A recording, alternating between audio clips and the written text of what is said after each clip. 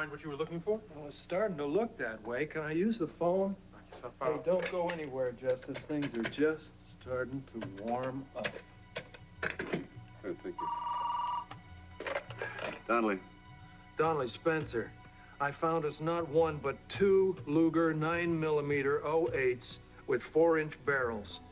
All you need is a search warrant. I have no problem with that. Where are they? Sitting in Edward Quartermaine's gun cabinet, screaming out your name. No kidding. No kidding. Edward Quartermaine?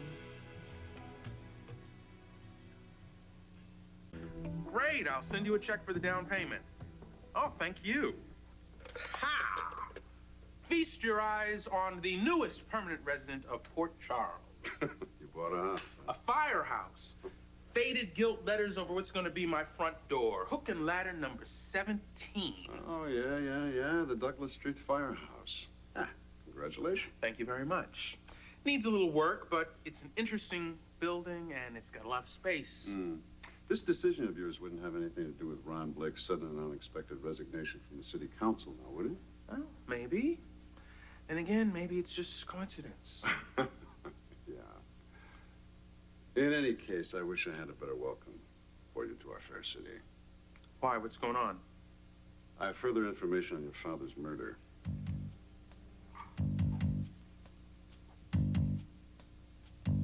As you know, the initial ballistics report indicates that your father was killed by a World War II Luger. A gun like that is either fairly easy to trace or impossible. In this case, it was very easy. Okay, so let's have it. I just want to warn you of one thing. Everything we have so far is just circumstantial, and ownership of the weapon does not necessarily point to a murderer. Sean, I know the definition of circumstantial. Whose gun killed my father? Edward Quartermaine's. Seems like every time I turn around, I'm staring into the face of a Quartermaine. I just want to reiterate, do not jump to conclusions. Oh, yeah? Which one would that be, Commissioner Donnelly? The obvious one? Since Edward Quartermaine and his cronies have been so visible, I've had a chance to take a good, long look. It's all about money with these guys. An entire neighborhood of people line up to protest the building of a toxic waste incinerator in their backyards. Think that phases these guys? No, not in the least. All they care about is that that toxic waste incinerator gets up and running. Now, if they're like that now, why should it have been so different 20 years ago when they were opposed by one black politician for the sake of an airport? Let me tell you something. If these men are responsible for my father's murder, I mean to see them held accountable. All right, Justus, I understand all that. But let me tell you something. Revenge can be very sweet. A lot of times it leaves a very bitter aftertaste. Unfortunately, it's not that much of a shock. No, it was definitely Edward Quartermaine's gun. Right, I'll keep you posted. Okay. Bye, Miss Quinlan.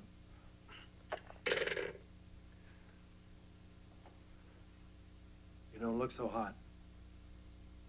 I'm angry, Luke. It's too much time with my father's murderer walking the streets unpunished, and I want it over. It will be. You ever stop to think about the absurdity of this? I mean, a bullet is a very small piece of lead. And in the blink of an eye, can snatch away a man's life. In less time than it takes to blow out a candle, a man is dead, and all the lives around him altered forever. I mean, I'm not the same man I would be if my father had lived.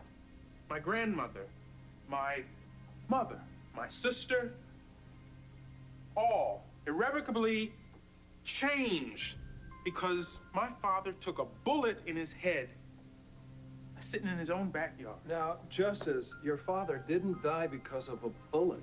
Your father died because someone had their finger on a trigger and they pulled it. And it looks like that someone could be Edward Quartermaine. No!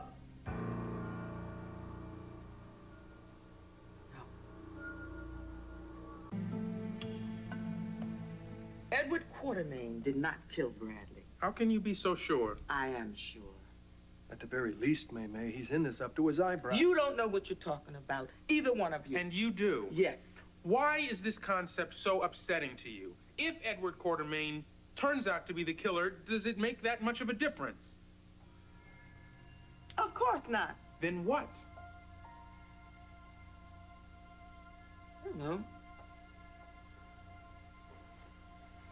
Maybe it's having a name for the first time.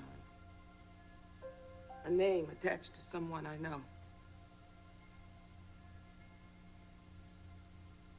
You know, for 20 years, I believed that your father committed suicide.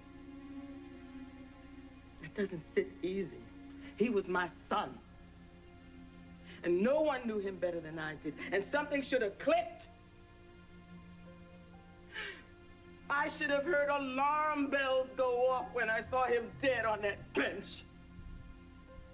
Why was I so ready to accept that he would take his own life? Maybe because of what's happening right now, Maybe because it was just too much to know that you would recognize the name and the face of whoever did this to your son. He was a good man. He wasn't perfect, Luke, but he had such a good heart. No, he didn't deserve to die that way with his brain seeping out of a hole in his head. And then the thought that my silence and my inaction protected his killer's soul. Granny May. All these years, Luke. You thought you were protecting Daddy. Please, please, stop beating yourself up about this. We're getting closer to the answer, May. We will find out who did this. I believe it. But look, when you come to the end of that gun, you're not going to find Edward Quartermaine's finger on the trigger.